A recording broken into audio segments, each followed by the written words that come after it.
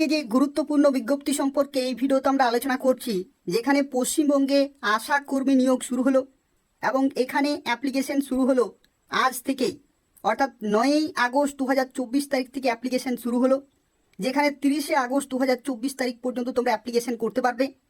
এবং যারা অ্যাপ্লিকেশন করবে তোমাদের ইন্টারভিউ হবে 25শে সেপ্টেম্বর 2024 এবং 26শে সেপ্টেম্বর 2024, অর্থাৎ এই দুটি ডেটে বিভিন্ন প্রার্থীর ইন্টারভিউ থাকবে। এবং এই ইন্টারভিউতে যদি তোমরা কোয়ালিফাই করতে পারো তাহলেই আশা কর্মী পোস্টে চাকরি পেয়ে যাবে। এবং দেখো, এখানে আরও একটি গুরুত্বপূর্ণ তথ্য তোমাদের জানিয়ে রাখি, এখানে তোমাদের কোনো রকমের লিখিত পরীক্ষা হবে না, সরাসরি ইন্টারভিউর মাধ্যমে তোমরা চাকরি পেতে পারো।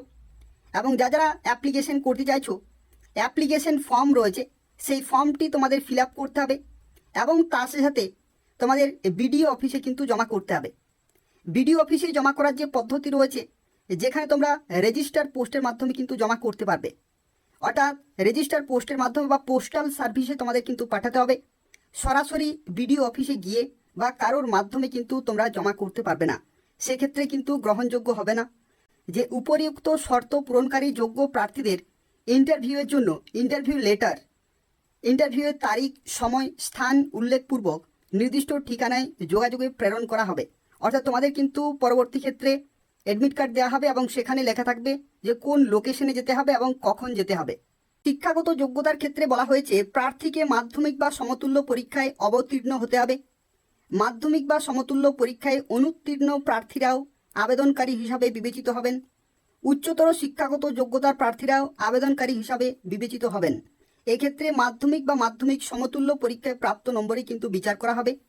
উচ্চতর শিক্ষাগত যোগ্যতা থাকা প্রার্থীদের উচ্চশিক্ষার কোনো বাড়তি মূল্যায়ন বা বিবেচনার সুযোগ কিন্তু থাকবে না, কিন্তু তোমাদের মাধ্যমিকে প্রাপ্ত নম্বরেই কিন্তু এখানে ধরা হবে এবং সেই নম্বরের ভিত্তিতেই তোমাদের ইন্টারভিউতে ডাকা হবে। এবং ইন্টারভিউতে যদি তুমি পাস করতে পারো তাহলেই আশা কর্মী পোস্টে চাকরি পেয়ে যাবে। এবং দেখো, এখানে বয়সের লিমিটের ক্ষেত্রে 1 জানুয়ারি 2024 ডেট অনুযায়ী তোমাদের বয়স থাকতে হবে 30 থেকে 40-এর মধ্যে। এটা হচ্ছে জেনারেল ক্যাটাগরিতে। আর যদি তুমি তফসিলি জাতি অথবা তফসিলি উপজাতি হয়ে থাকো তাহলে 22 থেকে 40-এর মধ্যে কিন্তু হতে হবে, তাহলে তোমরা এখানে অ্যাপ্লিকেশন করতে পারবে। আর এই যে বয়সের লিমিট, সেটা কিন্তু ক্যালকুলেট করা হবে 1/1/2024 ডেট অনুযায়ী। এবং তোমাদের অবশ্যই বিবাহিতা কিংবা বিধবা কিংবা বিবাহ বিচ্ছিন্না মহিলা হতে হবে এবং যে লোকেশনের তরফ থেকে বিজ্ঞপ্তি জারি হয়েছে সেই লোকেশনের তোমাদের স্থায়ী বাসিন্দা হতে হবে, তাহলে তোমরা এখানে অ্যাপ্লিকেশন করতে পারবে। তো দেখো, এই যে বিজ্ঞপ্তি প্রকাশিত হয়েছে, এটা প্রকাশিত হয়েছে government of West Bengal, office of the sub divisional officer, Rampurhat, Birbhum. অর্থাৎ বীরভূম জেলাতে যে রামপুরহাট সাব ডিভিশন রয়েছে সেখানে এই বিজ্ঞপ্তি জারি হয়েছে। এবং এই সাব ডিভিশনের যে সমস্ত বিভিন্ন ব্লক রয়েছে সেই সমস্ত ব্লকে আশা কর্মী পোস্টে নিয়োগ করা হচ্ছে। এখানে প্রথমে যে ব্লক এখানে মেনশন করেছে সেটি হচ্ছে মৌরেশ্বর 1। মৌরেশ্বর 1 এটা হচ্ছে প্রথম ব্লক, যেখানে দেখো কোন গ্রামের তরফ থেকে তোমরা অ্যাপ্লিকেশন করতে পারবে।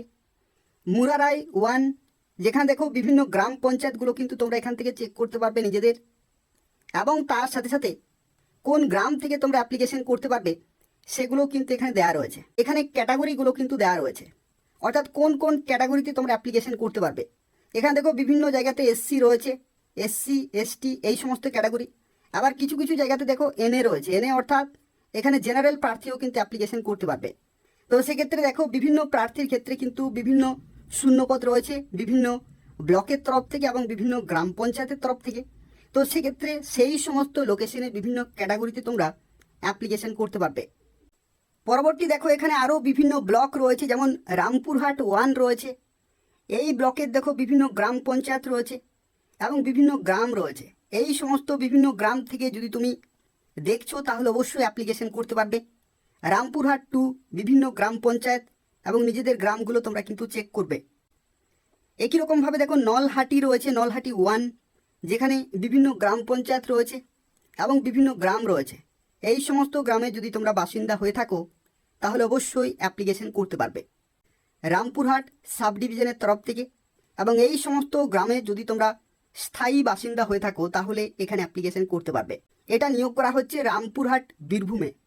কিন্তু যারা অন্যান্য জেলা থেকে দেখছো বা যারা অন্যান্য সাব ডিভিশন থেকে দেখছো তারাও কিন্তু অ্যাপ্লিকেশন করতে পারবে আর কিছুদিনের মধ্যে। অর্থাৎ পশ্চিমবঙ্গের প্রত্যেকটি জেলার প্রত্যেকটি লোকেশনেই আশা কর্মী নিয়োগ করা হবে।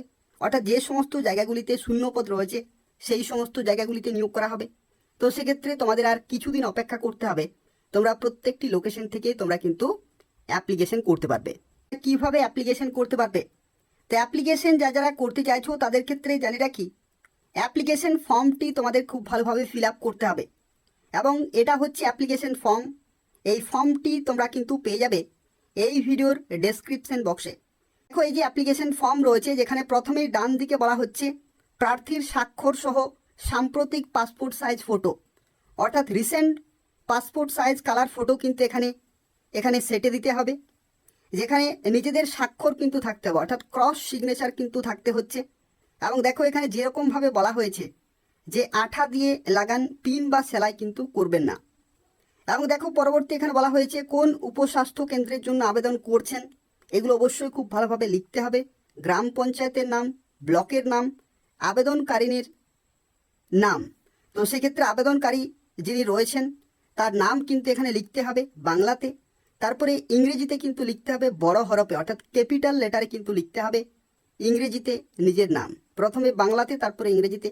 জন্মের তারিখ 1/1/2024 ডেট অনুযায়ী কত বছর কত মাস কত দিন, এবং আবেদনকারীর স্বামীর নাম বাংলাতে লিখতে হবে, ইংরেজিতে বড় হরফে অর্থাৎ ক্যাপিটাল লেটারে লিখতে হবে। পিতার নাম বাংলায় লিখতে হবে এবং ইংরেজিতে ক্যাপিটাল লেটারে লিখতে হবে। ঠিক যেরকমভাবে বলা হয়েছে সেই রকমভাবে কিন্তু লিখতে হবে। পিন কোডের সাথে এখানে গ্রাম, পোস্ট, জেলা, দেখো এখানে বীরভূম দেওয়া রয়েছে, থানা, ফোন নম্বর এবং মেরিটাল স্ট্যাটাস বা বৈবাহিক স্থিতি, এখানে তুমি বিবাহিত নাকি বিবাহ বিচ্ছিন্ন নাকি বিধবা সেটা কিন্তু অবশ্যই টিক মার্ক দিতে হবে। যেটাতে সঠিক সেটাতেই টিক মার্ক দিতে হবে, বাকিগুলোতে কিছু করার কোনো প্রয়োজন নেই। এবং এখানে দেখো জাতির ক্ষেত্রে দেখো এখানে জেনারেল নাকি এসসি নাকি এসটি এগুলো কিন্তু সিলেক্ট করতে হবে। জাতিগত শংসাপত্রের নম্বর, তারিখ এবং রেশন কার্ডের নম্বর যা কিছু এখানে চেয়েছে প্রত্যেকটি কিন্তু সঠিকভাবে দিতে হবে। এবং দেখো এই যে অ্যাপ্লিকেশন ফর্ম রয়েছে এর সাথে কোন কোন কাগজগুলি অবশ্যই তোমাদের জমা করতে হবে। দেখো প্রথমে বলা হচ্ছে জন্ম তারিখের প্রমাণস্বরূপ মাধ্যমিক বা সমতুল্য পরীক্ষার অ্যাডমিট কার্ড অথবা জন্ম তারিখের শংসাপত্র। এখানে তোমাদের জানা রাখি যে সমস্ত কাগজগুলি তুমি জমা দেবে প্রত্যেকটিতে কিন্তু টিক চিহ্ন দিতে হবে। এবং এটাও তোমরা মাথায় রাখবে এখানে যা কিছু কাগজ চেয়েছে প্রত্যেকটি কিন্তু জমা করতে হবে। তো প্রত্যেকটি কিন্তু তোমাদের সাবমিট করতে হবে, না হলে অ্যাপ্লিকেশন ফর্ম কিন্তু রিজেক্টেড হয়ে যেতে পারে। তো দেখো প্রথমে বলা হচ্ছে বয়সের প্রমাণপত্রের ক্ষেত্রে মাধ্যমিকের অ্যাডমিট কার্ড তুমি দিতে পারো অথবা বার্থ সার্টিফিকেটের জেরক্স কিন্তু তুমি দিতে পারো।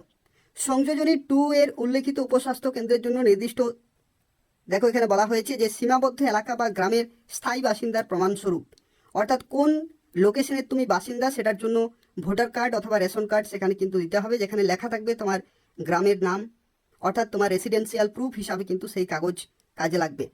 উপযুক্ত কর্তৃপক্ষের দেওয়া জাতিগত প্রমাণপত্র অর্থাৎ তফসিলি জাতি উপজাতি হয়ে থাকলে সেই যে কাস্ট সার্টিফিকেট রয়েছে সেটা অবশ্যই জেরক্সের আকারে সাবমিট করতে হবে।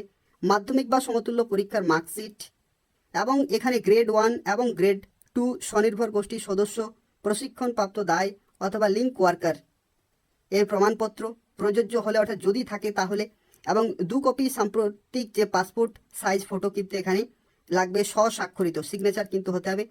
এবং এখানে দেখো এখানে যে 2টি ফটো লাগছে, একটি ফটো তোমাদের অ্যাপ্লিকেশন ফর্মের সাথে কিন্তু থাকবে আর একটি খামের মধ্যে তোমাদের দিতে হবে। 30 টাকার যে ডাক টিকিট সহ নিজের নাম ও ডাকযোগে সম্পূর্ণ ঠিকানা মোবাইল নম্বর সহ লেখা খাম কিন্তু তোমাদের দিতে হবে। তার কারণ হচ্ছে এই খামের মাধ্যমে তোমরা কিন্তু যে ইন্টারভিউর যে অ্যাডমিট কার্ড সেটা কিন্তু পেয়ে যাবে। তো এই সমস্ত গুরুত্বপূর্ণ ডকুমেন্টগুলো অবশ্যই তোমাদের কিন্তু পাঠাতে হবে। এবং তার সাথে দেখো বর্তমানে বৈবাহিক স্থিতি সম্পর্কে স্বস্বাক্ষরিত হলফনামা, এটা হচ্ছে মেরিটাল স্ট্যাটাসের কাগজপত্র, তুমি বিবাহিতা নাকি বিধবা নাকি বিবাহ বিচ্ছিন্না সেটার প্রমাণস্বরূপ কাগজ কিন্তু তোমাদের পাঠাতে হবে। তো দেখো এখানে বলা হয়েছে 11 নম্বরে বর্তমানে বৈবাহিক স্থিতি সম্পর্কে সাদা কাগজে স্বস্বাক্ষরিত হলফনামা কিন্তু জমা করতে হবে, অর্থাৎ সাদা কাগজে পুরো ডিটেলে লেখা থাকবে, ঠিক আছে, মেরিটাল স্ট্যাটাস সম্পর্কিত লেখা থাকবে, স্বস্বাক্ষরিত হলফনামা কিন্তু জমা করলেই হবে। তো এই হচ্ছে সম্পূর্ণ তথ্য যারা অ্যাপ্লিকেশন করতে চাইছো। নিজের যে বিডিও অফিস রয়েছে অর্থাৎ যে সমস্ত ব্লকের তরফ থেকে নিয়োগ করা হচ্ছে সেই বিডিও অফিসগুলোতে তোমাদের কিন্তু রেজিস্টার পোস্টের মাধ্যমে অ্যাপ্লিকেশন ফর্ম এবং যা কিছু ডকুমেন্ট রয়েছে সেগুলো অ্যাটাচ করে পাঠিয়ে দিতে হবে।